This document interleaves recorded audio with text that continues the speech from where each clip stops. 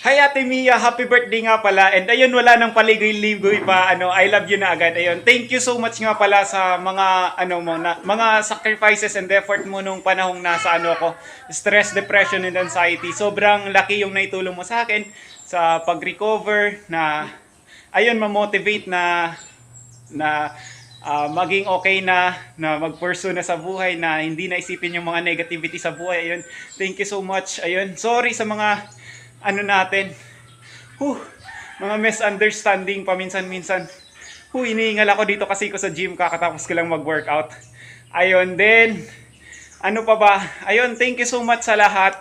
Ayun, pasensya na kung sa mga misunderstanding yun na sabi ko na kasi pag napupuna kita ng mga ng mga pagkakamali mo, ibig sabihin nun hindi naman sa Siyempre ate, kasi kita baka medyo yung pride mo di natin mababaan kasi napupuna tayo. Si Bunso, pinupuna ako sa pagkakamali ko. Walang naman problema doon. Ibig sabihin lang nun, mahal ka ni Bunso, mahal ka ng kapatid mo kasi ayun, pinupuna ka sa pagkakamali mo. Ibig sabihin kasi ako, ang dami ko ng times nagkamali sa decision making, sa buhay, sa landas na tinatahak sa buhay. Ayun, sobrang dami kong pinagdaanan. Kung alam mo lang sana, makaramdam ng maintindihan mo yung feelings ko. Yung umabot ka sa depression and anxiety, mahirap yun. Alam mo yun, Ate Mia, na before ako magkaroon ng anxiety and depression, alam mong napaka-positibo ko sa buhay. Sobrang dami lang nang nangyari. Sobrang negativity na encounter ko sa lahat ng tao, sa community. Hindi lang sa community, as well as kahit saan ako mapuntang lugar. Ayun, ang dami kong sinuffer ng mga paghihirap, mga obstacle, mga challenges. Ayun, grabe. Kaya ito yung result na pagka-recover ko, ito yung result. Nag-level up yung mga positive things na part ko sa buhay.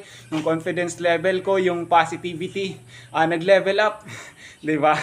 Ayun, so ito, ini-enjoy ko na yung buhay, healthy living na ulit. Don't worry kung pala yung mga decision sa buhay, kasi alam ko din meron kang pangarap sa buhay. Ayun, you have the freedom kung anong pipiliin mong landas. Ayun, kung gusto mo pang magstay dito sa Bicol, or gusto mo na mag-work, kasi okay na naman ako nasa iyo na yan. Kasi syempre gusto ko naman na magkaroon ka na ng love life, di ba? Kasi edad ka na, ako no worry kasi lalaki ko. Iniisip ko din kasi yung kapakanan mo. Kumbaga, hindi ko lang naman iniisip yung sarili ko. Iniisip ko din yung kapakanan mo. Kasi kapatid kita, ang dami ng experiences and pinagsamahan natin dito sa kanila lolo't lola. So ayun, sana maging maganda yung natin, relation as bilang magkapatid. Ayun. Yun lang yung inaano ko, sana iwas tayo sa hindi pagkakaintindihan, kasi alam mo na yun, broken family nga tayo. Dapat ayusin natin yung family natin. We have to create a way para mas mapaganda yung relationship ng family natin, as well as yung pakikitungo natin sa ibang tao. Ayun, grabe hingal ko.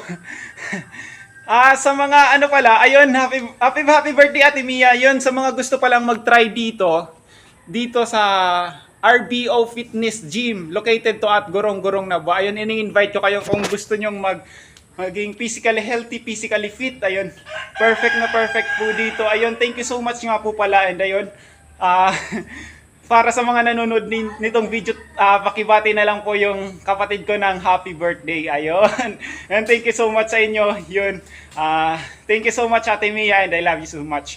Mwah, mwah. Alright!